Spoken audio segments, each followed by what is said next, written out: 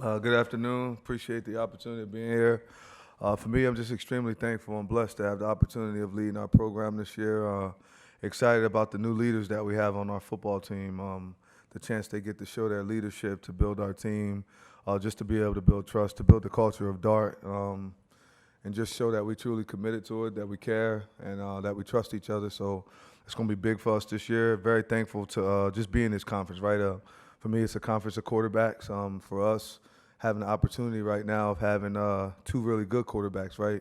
Having a chance to compete, that means a lot to us. A bunch of preeminent players throughout this conference that are truly good and that can play on our football team and amongst the other teams. I think that we probably have the strongest non-conference schedule in the country, and being able to have that, being able to compete week in and week out, you'll just see a conference full of competitive guys, competitive coaches. I think we have some of the better coaches in the conference that we get an opportunity to compete against, and I'm happy to just be the man that has a chance to lead this program out this season to see what we can do, right? To show guys that we'll be here to compete and to play some physical, tough football.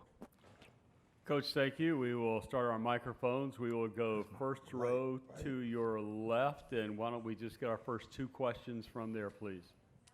Dan Tortora, wakeupcalldt.com. How are you, Coach? I'm doing well. How about yourself? Doing very well. You mentioned it in the open there that you have two quarterbacks willing to compete here in the fall. Just what you saw with Steve Angeli and why you wanted to bring him in, and then Ricky Collins Jr., what this could be like for the fall to push this team as they push each other. I thought he's been a leader since he was in high school. He done a good job getting a chance to follow him a little bit there. And then let's be realistic. I think when he got a chance to play in that bowl game last year, he did a good job and led them to a victory.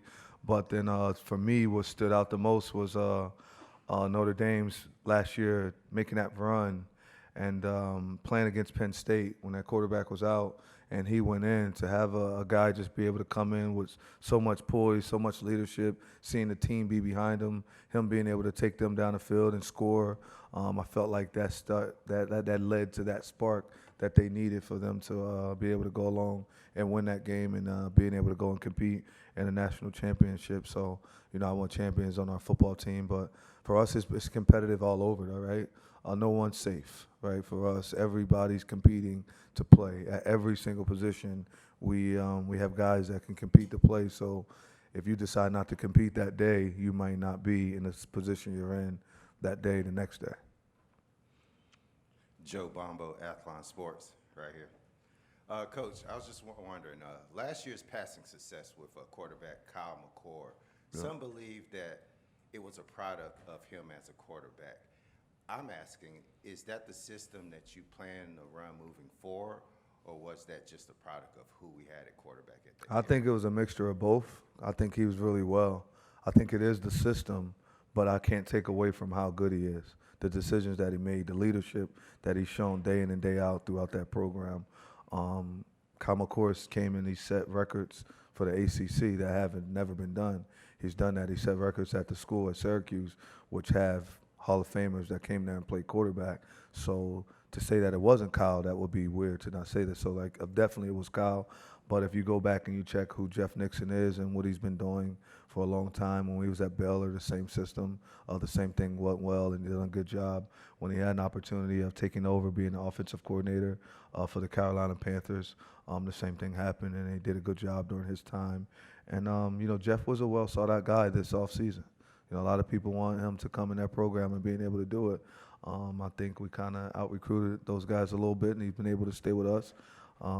So we think we have a really good offensive coordinator, and we have a really good offensive staff. And then we added some other pieces to come in to be able to help us add on to that with the Josh Gaddis being able to be on our staff now. We still have Mike Johnson, who's been a coordinator in the NFL. You got Nunzio Campanelli, who's been a coordinator. So we have Jeff Nixon, who I think is the brains of the operation, but there's a lot of guys around him that help, that push. All the way down to a QC that can help us as young guys. So it's just what we do as a whole. It goes back to the beginning. I think that we're all committed, we care, and we trust each other. So when you got a group of men playing like that, you just see family, right? Coach, right side, hard right, about the fifth row.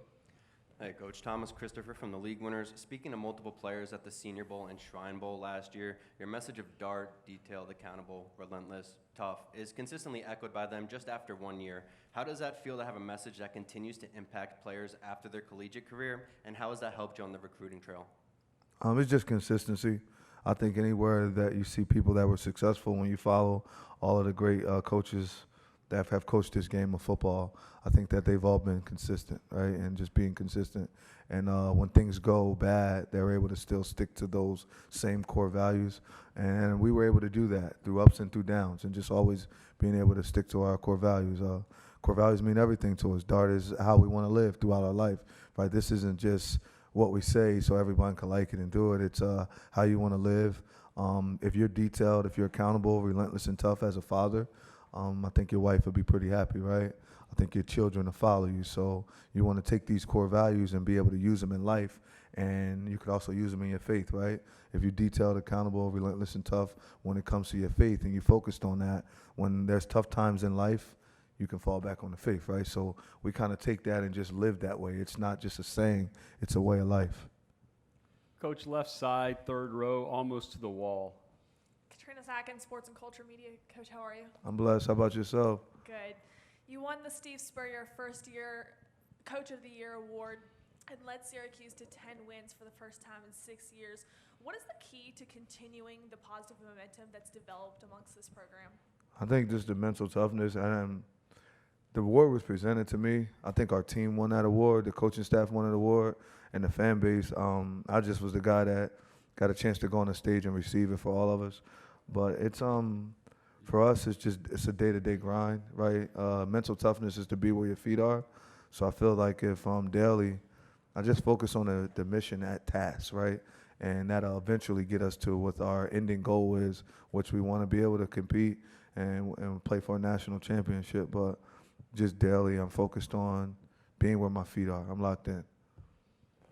Coach, right side, third row. Kenton Gibbs, Locked On ACC. First thing first, how is Jamie Trimble's progression and development been as he's expected to replace a definite dynamic playmaker in Arondé Gaston? And you talked about, keeping your wife and kids happy. Is the winners get washed thing still a thing with you as well, or is that something that's kind of going by the wayside? That was just something that I said. I mean, it just depends how you feel if you lose, right? For me, when you practice all week, you practice all week to win. You don't practice to lose. So when you lose, if you're okay with that, you know how they be like, well, as long as you did everything you could, you shouldn't worry about it. That's BS. I don't live by that, right? You lose, like you took a piece of like what I was working on that. So that means a lot. Jamie's doing a really good job, but Arondé will be replaced by Dan Villari and then a bunch of other guys, right? So Dan's the guy that's going to step up into that role and be able to play that role, and he's working. I mean, Arondé is a guy, right? Arondé will never just be replaced by one person, but we feel when it comes to the work ethic, the mindset, the ability to make guys miss, to run after the catch, we think Dan Villari is the guy to step into that role and be able to do that, but he'll just also be assist, right? We think Jamie's doing a hell of a job. He's working his butt off.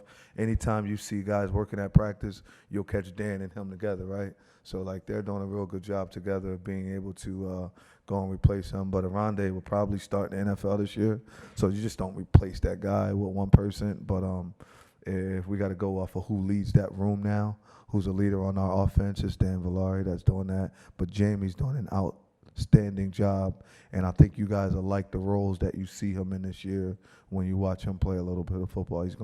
He'll be moving all over the field. Let's go back to Dan in the front row right in front of you.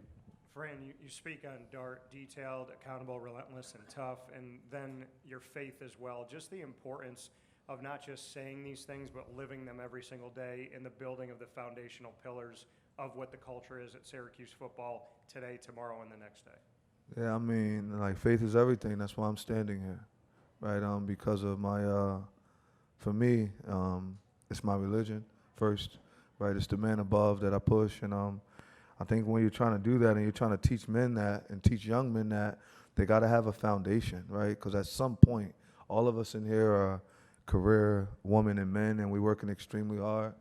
But at some point, it was extremely hard for you guys, right? and you may have made a couple phone calls, and some people gave you the motivation that, yeah, I keep going and I can do it. But for me, it's nothing like that word, nothing like being able to just trust in something that you can't see, right? That's the faith, that's the trust, the belief. And I just think that they see that I live that, right? If you ask them, that's every day, right? It's not a recruiting pitch, or it's not just different things. Like, that's who I am, because when I went through my trials and tribulations, it wasn't someone else that got me out of it. It was the word, right? It was just seeing those stories and seeing things in the Bible that happened hundreds of years ago that was going on now in my own life. So I'm like, well, if they went through it, then maybe if I focus and I lock in and I read these stories, I don't got to make the same mistakes, right? So it's just trying to be able to help them be the best fathers, the best husbands, the best community men that they can be. And the best example I could show it is by walking it daily.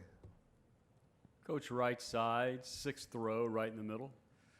Hey, Coach, how excited is the team with playing a big game against Tennessee in the opener in Atlanta? We're blessed to be able to play in such a prestigious venue, right, against a blue blood of college football. They've been doing well for years, right?